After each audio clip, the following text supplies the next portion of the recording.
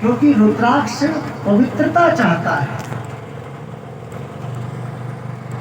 रुद्राक्ष धारण करने वाले को मांस मदिरा इत्यादि से दूर रहना चाहिए और रुद्राक्ष धारण करने वाले को हमेशा पवित्रता बनाए रखनी चाहिए। रुद्राक्ष धारण करने वाले को कभी वाणी से अपशब्द नहीं कहने चाहिए, परनिंदा नहीं करनी चाहिए, क्योंकि रुद्राक्ष धारण करने वाला स्वयं शिव स्वरूप है। और जो इन नियमों का पालन करके रुद्राक्ष धारण करता है तो उस पर शिव का विशेष अनुग्रह होता है। और जप काल में भी रुद्राक्ष की माला का विशेष महत्व है। हाँ, हम जाप करते हैं ना, जाप, तो पुरुषों के लिए रुद्राक्ष की माला से जाप करना बहुत शुभ बताया गया। मंत्र जपने से, रुद्राक्षेण जपन मंत्रम पुण्यम कोटि गुणं भवे, 10 कोटि गुणं पुण्यम धारणा लभते नरः, यावत् कालं हि जीवनस्य शरीरं भवेत् स वै, तावत् कालं स्वल्पमृत्युनर्तं दिवि विबाधते। रुद्राक्ष से मंत्र जपने से कोटि गुण पुण्य की प्राप्ति होती है। रुद्राक्ष की माला से कोई मंत्र को आप जाप करिए तो महाराज जी उससे कोटि पुण्य की प्राप्ति होती है। कोटि गुणम भवे, ये लिखा है शिव पुराण। और उसके धारण से 10 कोटि गुण प्राप्त होते हैं। जीवन में जीवन स्वस्थ रहता है। अच्छा, अब मैं आपको रुद्राक्ष का एक कारण बताता हूँ। समय में ब्लड प्रेशर, शुगर से कई रोग पीड़ित हैं, कई लोग पीड़ित हैं कि नहीं? बीपी तो आम बात हो गई। पंचमुखी रुद्राक्ष के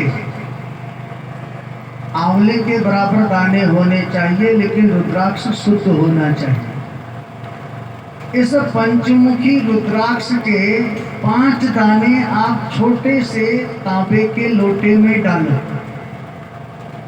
और जलेन आपूर्य, उसमें जल भर दो। ज्यादा बड़ा लोटा नहीं होना चाहिए, जो 1 गिलास जल, छोटा सा गिलास जल आप आ जाए।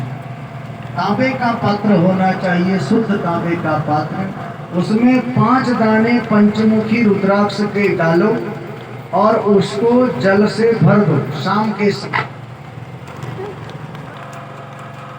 और शाम के समय उसमें वो जल भर दो और मंदिर के कमरे में रखो। सुबह के समय में स्नान इत्यादि से अलंकृत होने के बाद जब मंदिर में जाओ, पूजन अर्चन करो, उसके बाद वो रुद्राक्ष को उस लोटे से आप बाहर निकालो और उस जल को पी जाओ। और फिर वो रुद्राक्ष उसी में डाल दो और शाम के समय फिर यही प्रक्रिया करो। फिर उस जल को पी लो, फिर रुद्राक्ष डालो, जल भर दो, सुबह के समय फिर पी लो। खाली पेट पीना है रुद्राक्ष का जल, लेकिन शर्त यह है कि अपनी कुछ आदतों में हमने परिवर्तन करना पड़ेगा। जैसे बहुत लोगों को सुबह उठते ही चाय की जरूरत होती है, चाय नहीं पीनी है, इस बात का ध्यान रखें।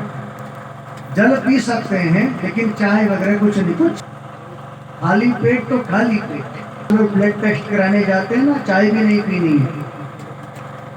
तो वैसे यदि आप एक महीना इस नियम को करके देखो, ये शिवपुराण की कथा आपको बता रही है कि 1 महीना इस नियम से आप रुद्राक्ष का जल पियो। 1 महीने के बाद अपना ब्लड प्रेशर नपाने जाओ, अपना शुगर नपाने जाओ। जिनकी दवाइयाँ हैं वो दवाइयाँ 50 mg से 25 mg में आ जाएंगी, और जिनकी ब्लड प्रेशर की दवाइयाँ 100 mg की हैं वो 10 mg में आ जाएंगी। कई लोगों की तो दवाइयाँ छूट जाएंगी। यदि 1 महीना आप इस नियम से रुद्राक्ष का जल पीते हो। रुद्राक्ष की बहुत बड़ी महिमा है। अनेक रोगों को नष्ट करता है रुद्राक्ष।